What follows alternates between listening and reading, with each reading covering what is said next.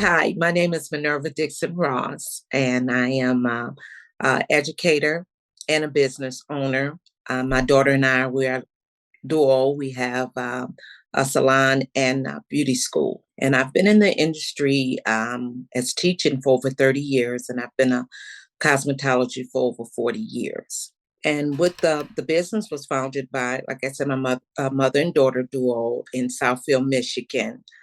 Um, and so we just focus on training and educating. And with the school, we just, let them know that it's not just a beauty school, but it's a breathing ground for the next generation of stylists who are motivated, educated, and motivated to inspire to just succeed in this beauty industry. And so we offer different programs for them. We design it for education that goes beyond classroom. We have courses on hands-on training, technical training, business skills, and job placement to assist the students with launching their career. And throughout their training, we are there to mentor them and help them through the process. All right. Thank you so much for that. I appreciate that. I believe there is a lot that we can actually pull out from there. But first, we would like to know you more. So, would you like to tell me something about yourself, your background? So, where did you grow up, and help us understand that? So I'm a Southern girl. I grew up in Tennessee, Jackson, Tennessee, and then we moved here. And fast forward, growing up, I ended up getting married, have five beautiful children, and 11 grandchildren, and one great great grandchildren. So I've always been about educating and training ever since I was a little girl. I've always wanted to teach or show um, people how to do things and just helping and being in the community and volunteering my service to help and donating service to help, those that are unfortunate get their hair done. And I just enjoy what I do, and it just motivates me knowing that I can help. And when I look back and see my students that have graduated and doing very well for themselves, that makes me feel good that I had an impact on their life. And so that's where I'm at with that. And I'm just that simple girl just trying to make a difference in the community and helping and training people to better themselves. That is so powerful. In the community that we are concentrating on, which is the African diaspora community, we are a huge community now. Actually, we are hundreds of millions of people all over the world, from UK to US, Canada, Italy, Germany, France, all over. So we have a huge potential. And now, what we are concentrating on is how do we connect among ourselves? How do we do businesses together? How do we teach each other? How do we learn from each other? And most importantly, how do we tell our story? This is what we actually concentrated on in this podcast. Because the project itself is starting, it came from a research where I tried to understand the first Africans in northern Italy. Why did they come here? What has been their experience with the local people? So that is why we are intentional about the story part of it. So when I'm asking you where you are coming from, it's not just to fill up the time. We are really interested in that because we want to look for a way to better connect. As a young girl, what do you remember of your days growing up in Tennessee? Let me understand that. Again, we are intentional about this. Okay, so growing up in Tennessee, I was there when I was a young girl, but I was a part of that watching my parents pick cotton in the cotton field. So I remember that as a 3 year old. I think I was around 3 years old and in the field with my father, and we picking cotton. So I learned at a young age what it takes to work hard to get something and to start from the bottom and work your way up, and seeing the difference in people that they had the different in people as a young girl. Just a quick story. My mom was taking me in town, and then you had to go through the back door. And so I told my mom I wanted some water. And she said, "You got to go to the back door." I said, "I'm not going through the back door."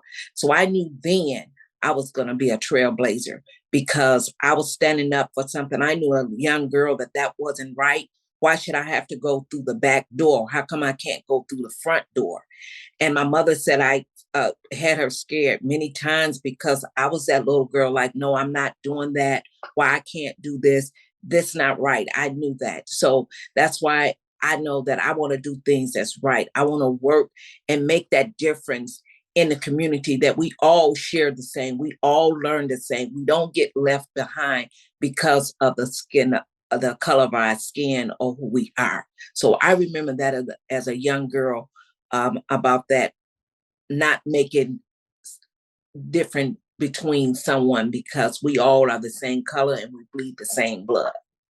So that's what I remember as a young girl, that story. So, and it's just strong. So if someone asks me what inspired you, I think about Harriet Tubman, how she led the people out of, to safe ground and to get them out of that struggle. I'm that girl that I want to help get the people out of that struggle, that they can do better for themselves. You don't have to, because your parents didn't have an education, that doesn't mean you don't have to have an education. So I want to be there to pull them up and help them to do better in themselves. And I know out of all people that education is powerful.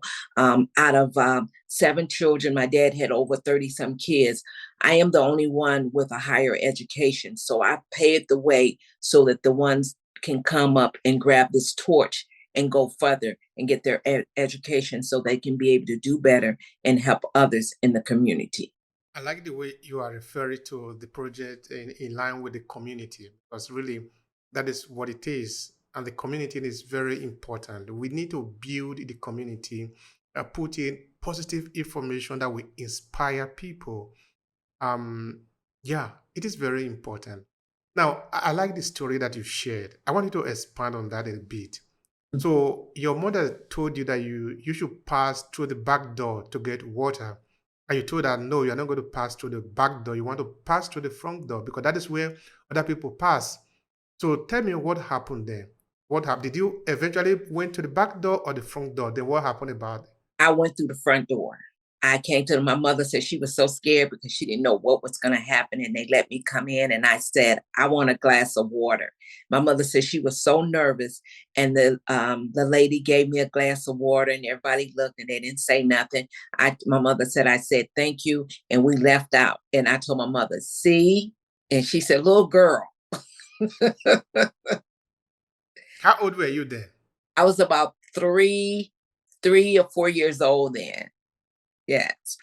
And why did your mother say you were supposed to pass through the back door instead of the front door? Because during that time, Black folks had to go through the back door and they couldn't go through the front door. And so that was the time, being down south, that's what it was, African American people were still picking cotton.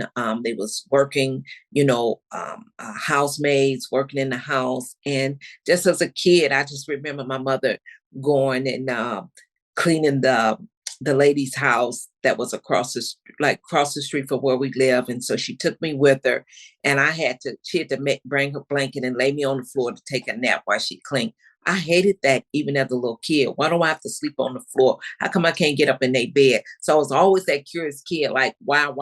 It was just, I saw things as a young girl that it was different, and so I don't care for that and I don't like that. So that's why I always try to treat people fair.